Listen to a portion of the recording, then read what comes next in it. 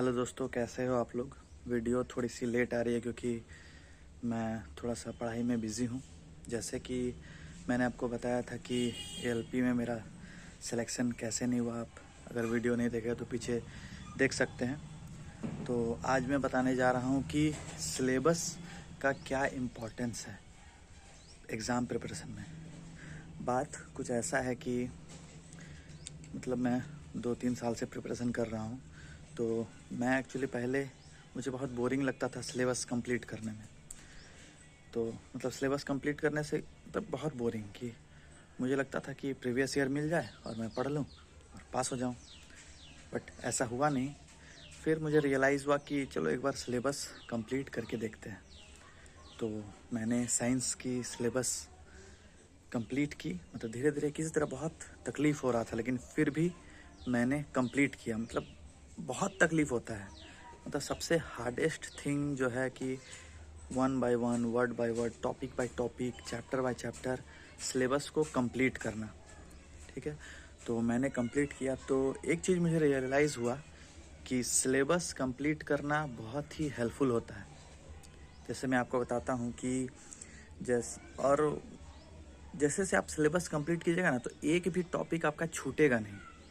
जैसे previous years में अगर आप जैसे क्वेश्चंस करते हैं, ठीक है, तो आपको कुछ कुछ टॉपिक्स के क्वेश्चंस मिलेंगे, लेकिन बहुत सारे ऐसे टॉपिक्स होंगे जो प्रीवियस ईयर में कवर नहीं होते हैं, क्वेश्चंस में कवर नहीं होते हैं, जो कि आप सिलेबस से देख के पढ़िएगा, सिलेबस के according, chapter wise, topic wise, तो ही होगा क्या कि आपका सिलेबस अच्छे से कंप्लीट होगा और आपको जानकारी होगा कि अच्छा ये टॉपिक इस चैप्टर से है।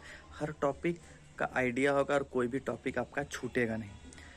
तो जैसे मैं एक एग्जांपल देता हूँ कि जैसे मुझे टिश्यूज़ जो चैप्टर मैंने पढ़ा था, मुझे मतलब पहले पढ़ा नहीं था, पहले तो मैं क्वेश्चंस लगाता था।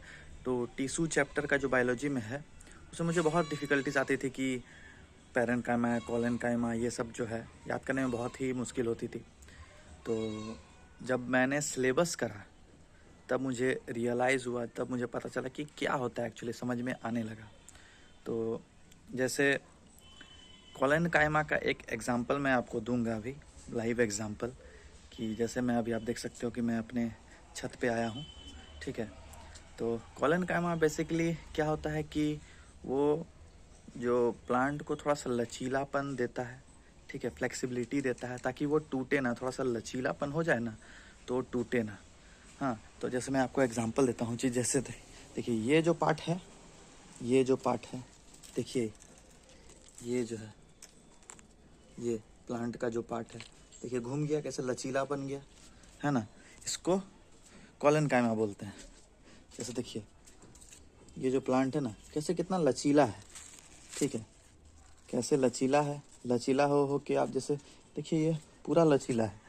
तो इस तरह से आप सिलेबस के अकॉर्डिंग पढ़िएगा ना, तो आपको समझ में आएगा कि जैसे जैसे मैंने आपको अभी टॉपिक पढ़ाया, देखिए कितना लचीला है ना।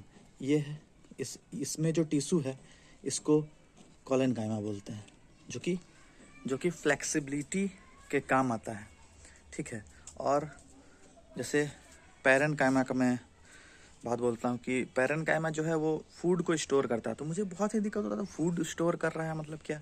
फिर मुझे जब मैंने सिलेबस के अकॉर्डिंग पढ़ा तब रियलाइज़ हुआ कि जो फ्रूट्स और वेजिटेबल्स हम लोग खाते हैं, ठीक है, वो पैरेन्काइमा की वजह से ही फूड और वेजिटेबल में, मतलब फ्रूट्स और वेजिटेबल में वो जो फूड है स्टोर होके रहता है, स्टार्च स्टोर होके रहता है, शुगर स्टोर होके रहता है।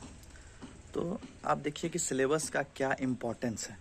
ठीक है, तो आप अगर सिलेबस अभी तक नहीं कंप्लीट किए हैं तो सबसे पहले सिलेबस को कंप्लीट कीजिए, चैप्टर बाय चैप्टर। ठीक है, तभी उसके बाद आप क्वेश्चंस कीजिए।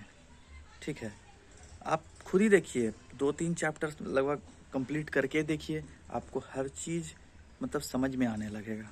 ठीक है, तो सिलेबस का बहुत ही इम्पोर्टेंट है। आप लोग पहले सिलेबस कंप्लीट कीजिए। Thank you.